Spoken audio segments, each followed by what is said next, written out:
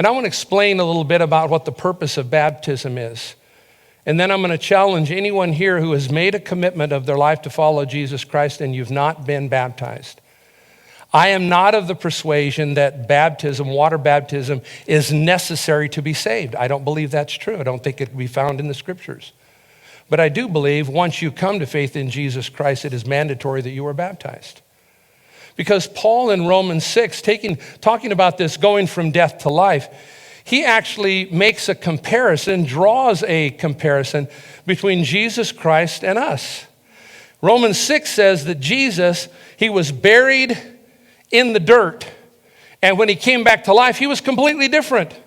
You'd have to be to appear behind doors that were locked. That's what he did. You'd have to do the things that he did. His life was different. When Jesus rose from the grave, there was something brand new. He did things differently. He reacted differently. He could make things happen differently. Now, Paul takes that and applies it to what water baptism is to us as believers.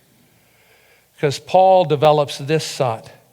Like Christ was buried and rose to newness of life, baptism represents to humanity that you were buried, your old life died, and when you come up out of the water, it's representing a resurrection of spiritually what happened in you. That's why water baptism is so important. Listen, my friends, I can't say it strong enough. If you've not been baptized in water, you need to be. You need to be, because it's your declaration of this day and its resurrection for you. You're saying that water represents the grave for me spiritually, just like the one Jesus was put in represents his physical restriction. And Jesus came back to life to live different. When I came to Jesus Christ, I came out of that grave, watery grave, and I decided I was going to live a new life too, because I've been resurrected to life.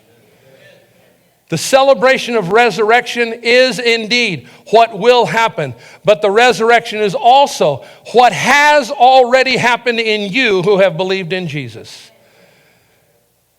And I'll say this about baptismal. If in an environment like this, where everybody else has walked through that, if our lives are to be lived out of this building to tell people and to show people the resurrection that has happened to us, if you can't testify to that fact in this environment, you will always be hampered as how you can testify to it outside of this building.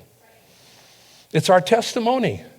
It's what we admit has taken place. The song we just sang this morning, I thought about it and wrote down these words just this morning. This is my testimony from death to life. Because grace rewrote my story. I'll testify. By Jesus Christ the righteous, I'm justified. This is my testimony. It's the recognition of what Jesus Christ has done for us. It's the resurrection of what Jesus Christ has done for us. And baptism is openly saying that. In the same text in Romans chapter 6, beginning at verse 11, listen to what he says here. Count yourselves dead to sin, but alive to God in Christ Jesus. Therefore, do not let sin reign in your mortal body so that you will obey its evil desires. Do not offer any part of yourselves to sin as an instrument of wickedness, but rather offer yourselves to God, listen, as those who have been brought from death to life, and offer every part of yourself to him as an instrument of righteousness.